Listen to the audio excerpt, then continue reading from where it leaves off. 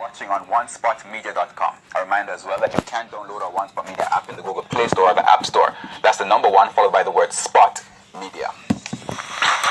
Prime Minister Andrew Holness, along with a team of government officials and technical personnel from the National Works Agency (NWA), are now in Montego Bay, St. James, touring areas affected by yesterday afternoon's flood rains. The rains caused major gullies in the city to overflow their banks, leaving roads and several buildings, including stores, supermarkets, banks, and gas stations, flooded. TVJ's Lanagay Franklin has been on the ground in Montego Bay and now joins us live with the latest. Lanagay? Hi, Herman. Thank you very much. At this point, Prime Minister Andrew Holness arrived at the Jamjet Airport Center in Montego Bay at 11:25 a.m. via a JDF helicopter. Now, he's accompanied by senior cabinet ministers, to include local government minister Desmond Mackenzie, Attorney General, and West Central MP for St. James Marlene Malahoo Fort, Minister without portfolio, and Northwest St. James MP Dr. Horace Chang. Also accompanying the Prime Minister is National Works Agency Communications Manager Stephen Shaw. The Prime Minister made his way from the airport straight to the Rio Hotel in Rose Hall, which was flooded yesterday. As we speak, however, the Prime Minister and his delegation are in Providence Heights community, which is top side of the Flanker community. So we were also told that the Prime Minister will not be speaking to the media officially until he has had a first-hand look at the extent of the damage. He's also expected to tour sections of the business community, which was also severely damaged due to the flooding. The Prime Minister is also expected to address an emergency press conference at the St. James Municipal Corporation. That will be at about 1 p.m. Earlier today, Herman, several agencies commenced cleaning up exercise of sections of downtown Montego Bay that started at about 7 a.m. Although schools and businesses were forced to close their doors, motorists could be seen in and around downtown Montego Bay trying to make their way. However, most motorists took the more suitable route via Orange Street through Leaders Avenue to get out of Montego Bay. But I'm sure following the tour, the Prime Minister will have much to say later on. So until then, it's back to you, Herman. Thank you. Our reporter Lanagay Franklin there in Montego Bay with the latest happenings there. In the meantime, the Prime Minister's tour of Montego Bay comes on the heels of dramatic scenes of flooding in the parish. TVJ's Janella Precious has more in this report. Commuters stranded in the Montego Bay city center as taxi and bus operators are reluctant to move. Coming to Montego Bay trying to reach home, and we couldn't come further than the first part I came to. And they had all reason to. The scene on the streets throughout the town, vehicles submerged on the flood waters. Oh yeah, oh, the water was way up on top. Way up on top. This is the result of non-stop heavy rainfall, the effects of which started to play out early Wednesday afternoon. The gully at Harbour Street overflowed its banks, posing a threat to motorists, pedestrians, and businesses in the area. Businesses like Island Grill. When the water subsided, we ventured in, but not for long, as the flooding prompted an early close to the business day. There was flooding too inside the St. James Parish Court. This is the view from the health center's car park. But at the Ruby's gas station on St. James Street, car on car at the pump and on another section of the property. On William Street, big losses too for the owners of the Star Supermarket. The goods were everywhere. The flooding one person blamed on blocked drains. But with more rain on the horizon, there are concerns that the devastation will be worse. Janella Precious, TVJ News.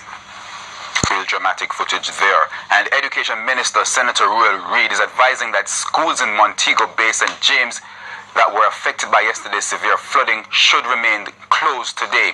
In a release sent this morning, Mr. Reid also advised parents and school administrators to continue paying close attention to releases from the Met Service and assess where it is safe for children and adults to use the roadways.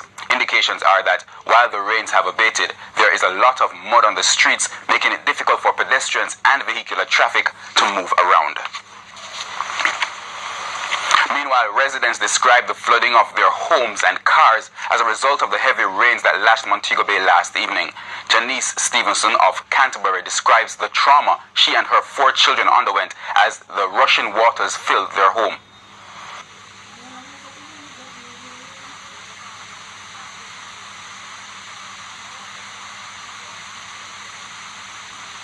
While I was in the house, I would hear a whoosh, but when I realized the water already reached to my waist, I put the baby's on the bed, and I tried to take out one and take him to the top of that house there. Then I have to take one on my back and one on my shoulder, hold on to that post, which you can see on the veranda there, and was crying out for help. I was quickly assisted. And another resident, Junior Samuel, says he and his family had to evacuate their house to save their lives. This mega water, you don't know it different from over here. The water lie down over here. You have to rescue my woman and my grandparents out of the house, carry them from the old lady, to put them down. I'm nervous, they found the house stuff, I wonder what they're going, if the place go mash up. If you look inside, nothing close, right? And you them did, they can't have a second close to change, you know. Can't change, nobody in the place can't change, because the place, the water just come from it, something like that. And as we heard earlier, the cleaning process has started with the heavy showers that flooded the city of Montego Bay, St. James yesterday. Officials, residents and business owners are trying to bring the city back to normal as they rid the roads of debris and garbage. We do something about this water thing, you know. Because I hear this a go on a mobile. Here's this a go on a mobile. A God make we no dead round here. A God make we is alive. We can tell the story this morning. How dreadful the water come down from yesterday. Me I tell you, the Almighty, all you see we wash we all the damages of the Almighty alone. Hold the rain and make the rain stop, because if it never stop, all of we wash we gonna see. Meanwhile, Mayor of Montego Bay, Homer Davis, says the 4 hours of heavy rain could not be predicted or planned for. Many businesses were closed. The mayor and the education ministry were also closed, and schools across the city are also closed. Some residents of a community in St. Thomas known as Orange Tree have been marooned because of the heavy rains, which continues to affect most of the eastern part of the island. The people are appealing for the construction of a bridge to provide access in and out of the area whenever it rains.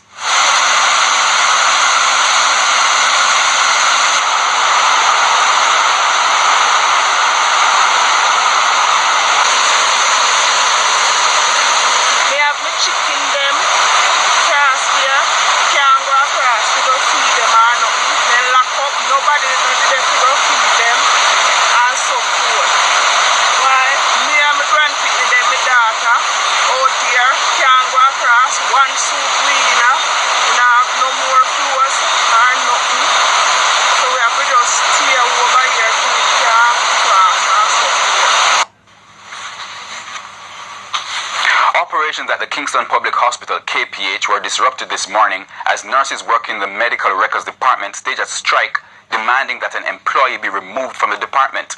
The nurses wore full black in support of the strike. Negotiating officer at the Union of Technical, Administrative and Supervisory Personnel, UTASP, Howard Lichmore, says the employee has been displaying behavior that is not conducive to the workplace. She's disrespecting the workers, so as a result, they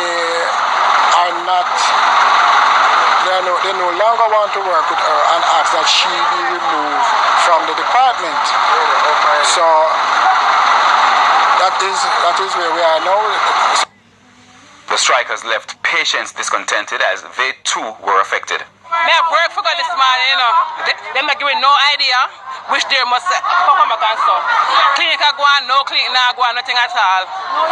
No information, nothing at all. We're not getting no information. We just hear like a look at statue. Woman needs to go. From the 18th of September up until now, I cannot get it. I'm going to have court tomorrow because the judge asks for it. I'm going to have court tomorrow, and now they're going to tell me I can't get it. What am I going to do tomorrow when I go? I'm going to tell the judge say, them some me are slackness. Mr. Lichmore has, however, promised that the matter will be addressed in a meeting with the nurses and management so that normal operations can resume. Meanwhile, NAJ President Carmen Johnson says that nurses island-wide are on a go slow. We'll have more in subsequent newscasts on that. The National Water Commission, NWC, is reporting that the massive hole in Washington Boulevard in San Andrew has been repaired. On Tuesday, TVJ News reported that at least 2 motor vehicles were damaged after both fell into a crater on the boulevard. The National Works Agency indicated that the manhole was due to a defect with the National Water Commission's sewer main. Communications manager at the NWC, Charles Buchanan, on TVJ's Smile Jamaica this morning, pointed out that the problem has been addressed. As at yesterday afternoon, they completed the repairs to about 30 feet of sewer mains underneath the roadway. They have compacted and reinstated on a temporary basis the area, so it's drivable at the moment. The Jamaica Cooperative Credit Union League is celebrating 75 years of operations this month and believes the approach used to bring the movement to this milestone can be used to improve the country in general.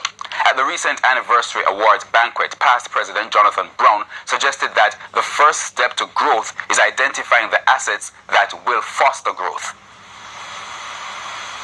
The greatest asset that this movement have is the people. We may grow in billions of dollars, but it's the people that makes the credit union movement different. And we want to say, if we are going to move into the next century, the 21st century, it's going to be the people who is going to carry the movement forward. President of the Jamaica Olympic Association, Christopher Samuda, who was the guest speaker, adds that for improvements to materialize in each sector, a transformation is needed at the very foundation of society, the home. So it is at home, in the home, that the genes of values and character are created, nurtured, and materialized. It is within the home that the construct of life and living become the foundation and architecture of either success or failure. The International Monetary Fund, IMF, is recommending that the authorities in Barbados implement tough measures to put that country's debt on a clear downward path. Recommendation was made in the... We have more in this report. Barbados has been going through economic challenges, which one economist recently said could either force it to devalue its currency or go to the IMF. Even if that recommendation continues to be resisted, the IMF, in a release on Wednesday, following its latest economic assessment of Barbados, painted a picture of the country showing an economy which is badly struggling and government finances which are woefully weak. It says economic growth should slow to 0.9% this year, further slowdown staved off by a buoyant tourism sector, but that's not where the troubles end for Barbados. The IMF says the country's net international reserves, NIR, continue to decline as the government debt service exceeds the new funding and the private foreign inflows remain weak. That debt which is being serviced has increased to more than 137% of GDP. The Barbados government has already rolled out an ambitious budget to cauterize the situation, but the IMF says that government is likely to fall short of its target. The recommendation then is for medicine as bitter as Jamaica had to take 4 years ago. In that, the IMF staff recommends that the government starts to set aside more money to pay down its debt through increasing its primary surplus over the next few years to 7.5% of GDP. A similar level primary surplus Jamaica had to implement, leading to multiple tax packages and spending cuts by the government. When it's ready to do so, the IMF says it stands ready to help. Sentiments expressed by the IMF Managing Director Christine Lagarde at the High-Level Caribbean Forum on November 16, when she told other Caribbean countries not to be shy about an IMF program as was implemented in Jamaica, Grenada, and St. Kitts and Nevis. And the experience of these countries, which has been in the main very successful, can provide a good example for other countries in the region. The rest of the recommendation looks pretty much like Jamaica has to undergo things like selling, merging, or closing public assets containing the public sector wage bill and the government pension, while broadening the tax base and improving the business climate. Dashan Hendricks, TVJ News. And that's the Midday News. I'm Herman Green. Join us at 7 for the primetime news package. On behalf of the news, sports, and production teams, Good afternoon.